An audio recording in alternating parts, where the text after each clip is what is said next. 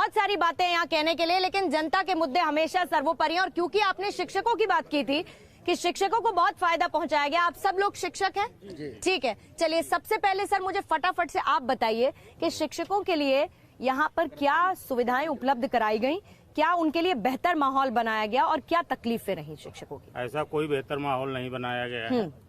पे कमीशन जो है, जो वेतन का मामला था, वो घटा के 14% कर दिया गया। डीए की बढ़ोतरी 1% 2% हो रही है।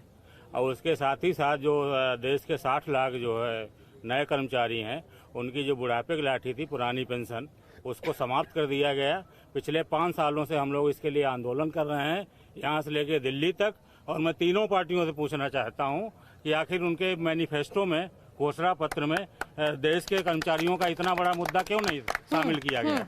अभी कानपुर में एक शिक्षिका बहन अनीता तिवारी जी रिटायर हुई है इसी 31 मार्च को। उनका जो है 0 पेंशन है। ऐसे कैसे हो गया? 0 पेंशन कैसे हो गया? मैडम कैसे हो गया?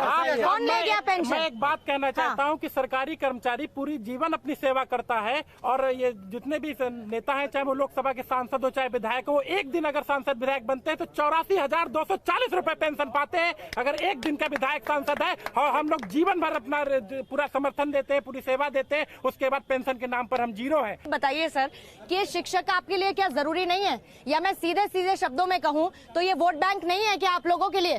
Bharatiya Janata party vote bank के ऊपर काम नहीं करती। भारतीय जनता पार्टी राष्ट्रवाद को लेकर के चलती है।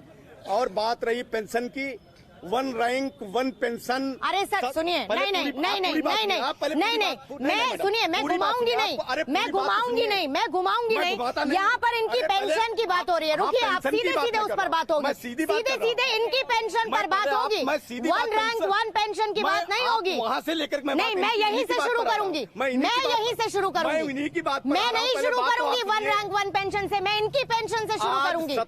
आप इनके मुझे ये बताइए कि आप इनकी सैलरी में से 1 मिनट रुकिएगा, नहीं, आप ये बताइए कि किसी की तनख्वाह से अगर पैसे कटते हैं किसी सरकारी कर्मचारी के, चाहे वो राज्य का हो चाहे केंद्र का हो, वो किस लिए कटते हैं? उसके बुढ़ापे के सहारे के लिए। अगर ये कहते हैं कि उनकी पेंशन नहीं आ रही, तो वो पैसा किसकी जेब में जा रहा है? उसी की बात, सांसदों की जेब में तो नहीं जा रहा है। मैं सांसदों की जेब में नहीं जा रहा है।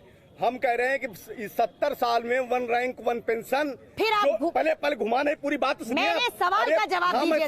आप सवाल का जवाब तो लीजिए, पूरी बात तो करने दीजिए। नहीं, आप शुरू इन्हीं की पेंशन से कीजिए, मैं तभी जवाब लूंगी सर। इन्हीं की पेंशन